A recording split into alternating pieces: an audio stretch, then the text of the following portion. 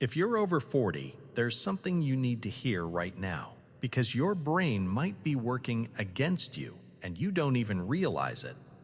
Have you ever wondered why some people stay calm under pressure while others feel overwhelmed by the smallest things? That's not personality, that's training. And the dangerous part is, most people spend their entire lives being trained the wrong way. Let me show you something deeper. Your nervous system is constantly asking one question: am I safe? But here's the truth. It doesn't answer that question based on your circumstances. It answers based on the voices you hear the most inside your own mind. That's why some people have everything and still feel anxious, while others go through difficult seasons yet remain grounded. So what's the difference? Repetition. Now here's what most people miss.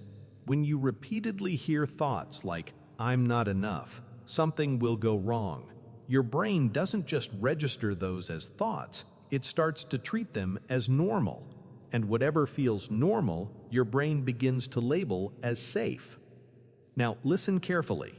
When you start repeating, "God is with me, I am not alone," at first, you might not feel anything at all. But over time, your nervous system begins to accept it as your new baseline. And this is exactly where most people quit. They say, "I don't feel any different." But here's the truth. Change doesn't start with feeling, it starts with repetition. Scripture tells us to repeat it day and night, because repetition doesn't just change belief, it changes biology. Why does anxiety feel so strong? Because you've rehearsed it thousands of times. Why does calm feel weak? Because you've just started training it. And this is the moment everything begins to shift. When you realize your brain is not working against you, it's simply following what it has been trained to believe.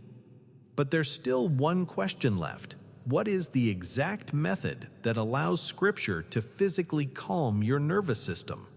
Because in the next part, I'm going to show you a technique that can actually slow down your fear response. And this is something most people never learn. Comment part 5 if you're ready to understand it.